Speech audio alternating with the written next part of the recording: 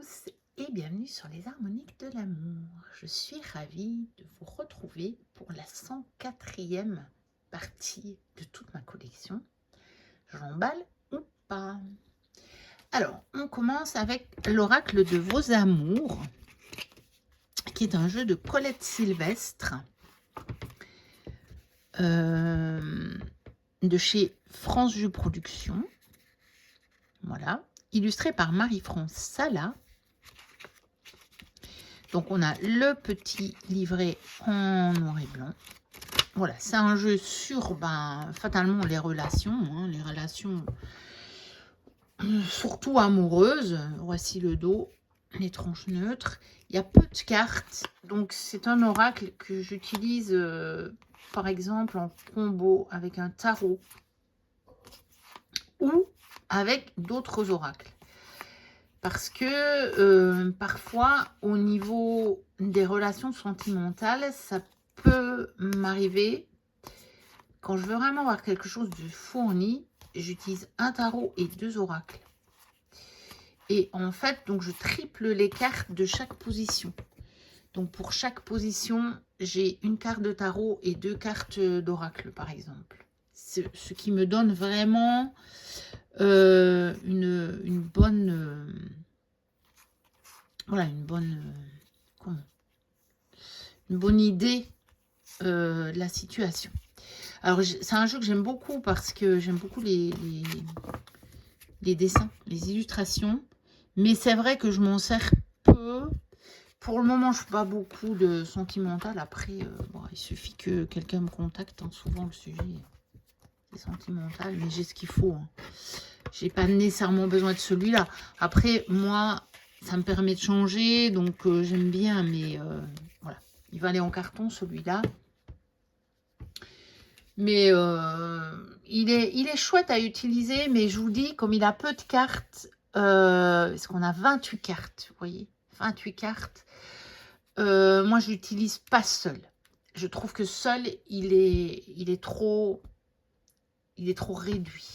On n'a pas assez de possibilités. Alors, le tarot des pierres précieuses chez A.G.M. Müller. Je ne sais pas si on a un auteur. Je vais aller voir. C'est un jeu que j'ai acheté il y a très longtemps. Dans mes premiers jeux. Okay, j'ai acheté tout ce que je trouvais, moi. Bon, après, je l'avais acheté d'occasion. Là, il fait 1960, mais j'ai pas payé ça. De toute façon, sûrement pas en euros. J'ai le petit livret en noir et blanc. Voilà, les photographies sont de Tony Hott et Peter Kopfhammer. Les manières d'utilisation des pierres d'après l'auteur. Alors, c'est Heinrich Hugendubel, apparemment. Non. Helmut G. Hoffmann. Bon, on y arrivera, on y arrivera. C'est un jeu très particulier.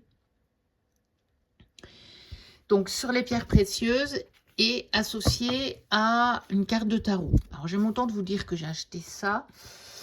Je débutais à peine, non, même pas. Je crois que j'avais même pas encore vraiment débuté le tarot. Mais parce que quand je vous dis ça, ça devait être les anciens francs belges, en fait. 960, à mon avis, de l'époque. Mais moi, je l'ai payé en euros. Donc, il devait déjà bien traîner dans les magasins depuis longtemps, puisque j'ai commencé la cartomancie en 2016. J'ai dû l'acheter en 2016-2017. Donc, ça faisait déjà un bon moment qu'il devait traîner. Et donc, ça doit être un des jeux que j'ai... je vous fais bouger encore une fois. Je me dis que j'ai acheté ce pied pour que ce soit plus pratique. Et j'ai encore plus d'ennuis qu'avant. Il faudrait que j'essaie de voir si je peux le mettre sur le côté et orienter autrement.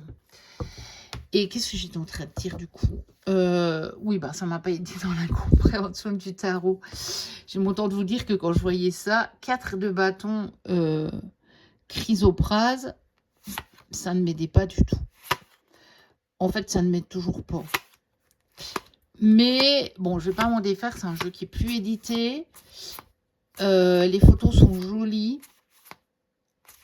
Et peut-être qu'un jour, je prendrai le temps de lire le livret pour voir si on a vraiment une correspondance entre la pierre et la signification du tarot, vu que maintenant, bah, je connais bien les significations du tarot. Donc voilà, à voir. Mais voilà, il est joli, puis c'est un jeu, on voit bien qu'il est déjà ancien. Vous voyez, le dos est tout simple comme ça. Après, c'est très joli, la couleur est très jolie. J'aime beaucoup, beaucoup. C'est un jeu qui date de 1996, 1996. Donc, vous voyez, moi, j'étais jeune adulte quand il est sorti. Enfin, jeune adulte. Moi, j'avais 30 ans quand même. J'avais 30 ans quand il est sorti, mais j'ai commencé la cartomancie à 50 ans. Donc voilà. Hein. Ça faisait 20 ans qu'il existait, ce jeu. Et il a quand même trouvé le moyen de me rejoindre. Hein. Et c'est pas mal. Hein. Donc ça va pas être maintenant que je vais utiliser ça. Donc du coup, il va aller en carton. Et ça, c'est pour les jeux. C'est compliqué, je le ferai après. Ensuite, j'ai 78 cristaux, 78 cristaux et leurs effets. Donc ça, à proprement parler, ce n'est pas un jeu, ce n'est pas un oracle. C'est aux éditions Easy. Et ce sont en fait des cartes mais pour d'information en fait, et pour apprendre si on veut. Et je les avais achetés parce que quand je faisais aussi mes vlogs du mois, j'avais la pierre du mois évidemment, et donc on cherchait la pierre du mois. J'avais ce jeu pour la chercher, ou celui-ci d'ailleurs, hein. Et vous voyez, on a l'aspect, on a les effets, on a l'utilisation. Et de toute façon, parce que même si je ne suis vraiment pas une experte de la lithothérapie, très loin de là, j'ai toujours aimé les pierres par contre. J'en ai quelques-unes, j'en ai pas énormément, mais j'en ai. Et que bah, j'aime bien d'avoir en fait, j'aime bien d'avoir quelques jeux. Et j'ai aussi un livre ou deux bah, sur le sujet, tout simplement. C'est pour avoir sur le sujet. Ensuite, les rêves enchantés de Lenormand aux éditions Exergue de Tiro Marchetti. Donc, c'est la version étendue. Hein. Je pense qu'en français, il n'est sorti que la version étendue. Donc, petit livret en noir et blanc. C'est donc un Lenormand étendu. Je l'ai beaucoup utilisé au début. Et puis, je ne sais pas pourquoi, je l'utilise moins. Parce qu'il n'est pas rangé avec mes petits Lenormand. Mais je vais rectifier ça. Je vais me le ranger avec mes petits Lenormand. Et donc, celui-là, je vais le garder près de moi. Puisque pour le moment, j'utilise un peu plus le petit Lenormand. Enfin, je me passe. Mais... et comme ça, je vais pouvoir l'utiliser un peu plus souvent. Alors, au début, je l'ai beaucoup utilisé. Hein, parce que j'en avais peu des petits Lenormand. Hein, que je l'aime beaucoup. Moi, j'aime beaucoup ce que fait Tiro Marchetti. Donc, lui, je le garde. Lui, je le garde près de moi. Et je le rangerai avec mes petits Lenormand. Alors, le Yiking, tarot oriental de Paul Hickey, que j'ai acheté surtout pour la collection. Donc, c'est un jeu qui n'était plus édité. J'avais réussi à trouver une édition complète avec tout, parce qu'en fait, il y a plein de choses dans ce jeu à un prix raisonnable. Parce que sinon, ils sont... vous retrouvez ça assez... à des prix assez onéreux. Donc, je ne sais pas pourquoi les cartes sont comme ça et celle-là comme ça. Il n'y a pas de raison. Donc, il est chez Grimaud, ce jeu. Donc, vous voyez, on a le petit tableau récapitulatif, en fait, hein, pour retrouver le numéro de l'hexagramme, etc. Et le point de rencontre des deux donne le numéro hein, que vous avez, voilà. Parce qu'il faut les lire comme ça, hein, les hexagrammes et les trigrammes. Du coup, ça c'est des... Enfin, il faut lire les trigrammes qui donnent du coup un hexagramme. J'arriverai à le dire. On a le petit livret. Je ne sais plus si finalement j'ai acheté le bouquin. Non, c'est celui de l'oracle Tao, je crois que j'ai acheté. J'ai les pièces, parce que parfois vous avez le jeu, mais vous n'avez pas les pièces. Donc moi, je voulais avoir les pièces. Enfin, je voulais le jeu complet, notamment pour la collection. Voici le dos. Voici les tranches. Elles sont neutres. Et en fait, je l'ai jamais utilisé encore, parce que je voulais étudier le système. Et donc, ah oui, si, parce qu'il y a quand même des cartes. Donc, ces cartes-là, elles sont en double, en fait. C'est pour ça que je les avais mis à part. J'avais quand même regardé ça, en fait. Voilà. Donc, on a des cartes qui sont chaque fois en double. Je ne sais plus pour quelle raison. Puisque je vous dis, j'ai pas... Là, par contre, c'est pas les mêmes. Mais je pense que c'est... les deux, un peu les deux opposés. Mais je me demande si je ne vais pas essayer d'utiliser ce jeu juste comme ça avant d'apprendre le système même. Parce que je me dis, j'ai tellement encore d'autres systèmes que je veux utiliser, que je veux apprendre et pouvoir utiliser. Je ne sais pas quand j'aurai le temps. Et je me dis, attends, l'oracle Tao, on peut l'utiliser. Ici aussi, hein. Peut très très bien l'utiliser.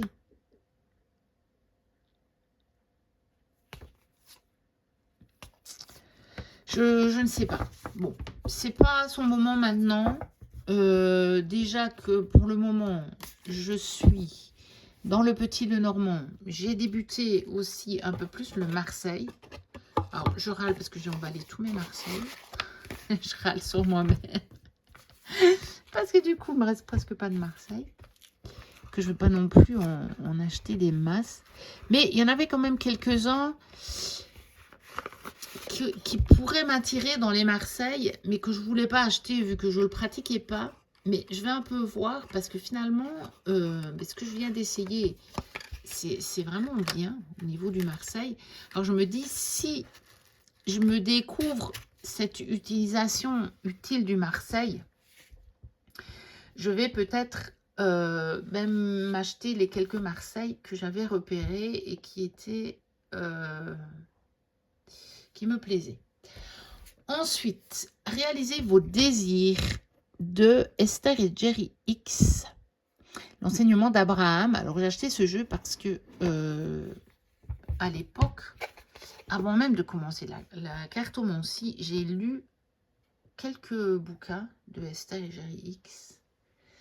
Donc Abraham, c'est un collectif d'entités qui ont donné des informations pour les humains incarnés. Donc il est chez Guy Daniel, c'est un ancien jeu. Hein. Et donc, je voulais... Je l'avais acheté pour ça. Alors, vous voyez, c'est 2006, hein, donc il a 20 ans ce jeu. Il a 20 ans. Il existait déjà quand moi j'ai découvert des bouquins, mais par contre,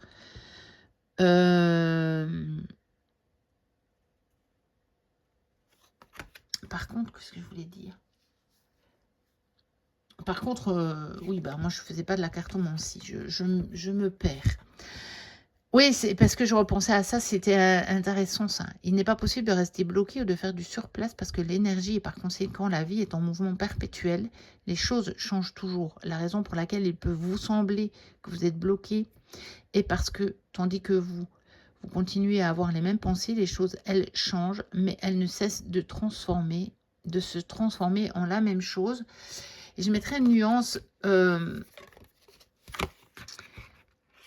c'est que si vibratoirement on reste dans les mêmes schémas, eh bien oui, on va de nouveau se diriger, parce que moi j'en suis venue à croire qu'on n'est pas créateur de notre réalité, mais que, parce que je pense que toutes les choses sont d'ores et déjà créées, mais on peut se diriger vers telle ou telle chose. Donc, on peut, et c'est vibratoire. Donc, on ne peut pas se mentir. C'est pour ça que si on est trop dans l'intention, je veux, eh bien, la loi d'attraction ne marche pas. On dit que ça ne marche pas, mais si ça marche, en fait, ça ne peut pas ne pas marcher. Parce que c'est une loi universelle et elle est à l'œuvre tout le temps, à chaque seconde, qu'on en ait connaissance ou pas. Elle est inscrite dans notre programme, mais elle est vibratoire.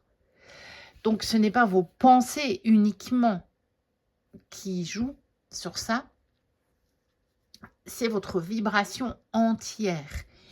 Et donc, quand vous voulez quelque chose trop fortement, vous vibrez le manque. Parce que si vous l'aviez, vous ne le voudriez plus. Et c'est pour ça que parfois, on a l'impression que ça ne marche pas. Et c'est pour ça qu'on vous dit qu'il faut que vous mettre dans l'état comme si vous l'aviez déjà. Parce que oui, parce que c'est vibratoire. Mais vibratoirement, on ne peut pas se mentir. Donc, le mieux, c'est d'être en paix avec où vous en êtes, de trouver une paix sur la situation telle qu'elle est, de bien sûr avoir l'intention de vouloir la changer, mais c'est là qu'intervient ce pouvoir qui nous dépasse un petit peu, c'est-à-dire de dire, je ne sais pas comment ça va arriver, mais j'accepte d'être là où j'en suis et simplement je désirerais aller par là et de voir ce qui peut se passer. Alors ici, il est vraiment plus basé sur vraiment les pensées, mais vous voyez, il y a quand même, je peux graduellement changer ma fréquence vibratoire. Donc là, voilà, on vous explique. Et il n'y a aucune pensée que vous ne puissiez finalement atteindre, puisque tout ce qu'on peut imaginer est déjà réalisé dans une dimension vibratoire dans laquelle nous ne sommes pas encore. Alors, quand je dis nous, c'est chacun. Hein. Donc, je ne parle pas du collectif. Hein. Chacun, il y a des êtres qui sont. Et sur certaines réalités, bon, vous avez déjà remarqué que vous avez réussi à atteindre des choses. Donc, c'est que vous étiez vibratoirement dans la dimension où cette chose était manifestée. Et je pense que c'est ça. Tout simplement. Mais c'est un jeu qui reste intéressant. Hein. Je suis un transmetteur et un récepteur vibratoire, ça reste tout à fait vrai. Hein. Et vous voyez, rien n'arrive sans que je l'ai invité dans mon expérience. Alors ça peut paraître très dur. Et vous pouvez vous dire, mais non, mais jamais je n'ai voulu ça. Ben non, consciemment, vous ne l'avez pas voulu. Et il ne faut pas vous sentir coupable et de quoi que ce soit qui vous soit arrivé. Simplement vous dire et comprendre que vibratoirement, c'est dans votre vibration. Mais le plus souvent, quand vous dites, bah non, je n'ai jamais demandé ça, c'est que c'est dans votre inconscient encore. C'est encore dans des conditionnements que vous avez, c'est encore dans des peurs que vous avez.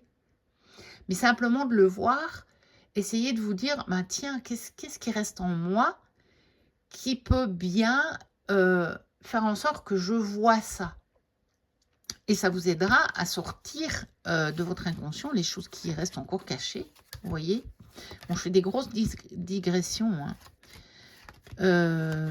Mais c'est un joli jeu. Hein. Je regrette absolument pas de l'avoir pris. J'aime beaucoup les illustrations qui sont un peu naïves, mais j'aime beaucoup les couleurs. Et voilà. Celui-là est à l'envers. Donc voilà. Voilà, par exemple, je n'y serai jamais, donc je vais apprécier mon voyage. Et ça, c'est la meilleure façon d'arriver là où vous voulez arriver, justement, en fait. Voilà.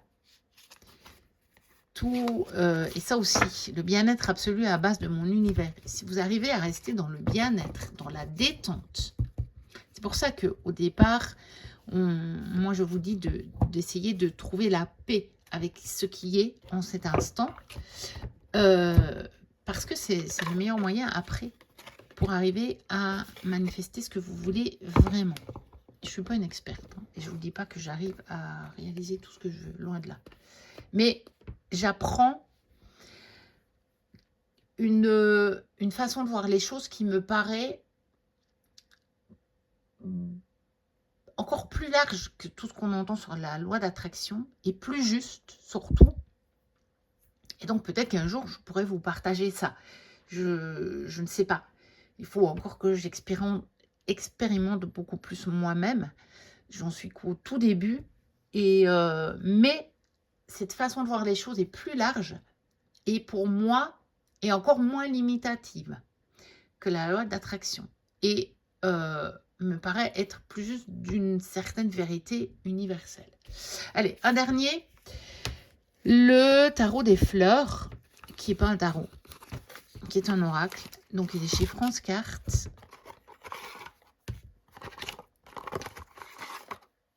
Oh, mais je vais y arriver. Alors, vous voyez, je l'ai acheté d'occasion. Déjà, la boîte, elle a plus que vécu. Et dans un état... voilà. Mais les cartes, ben voilà. Qualité France Cartes. Et donc, qualité France Cartes, ça veut dire que les cartes, eh ben, elles sont toujours là. Et vous voyez, moi, j'ai des jeux qui ont 1 mois, que j'ai utilisé quelques fois.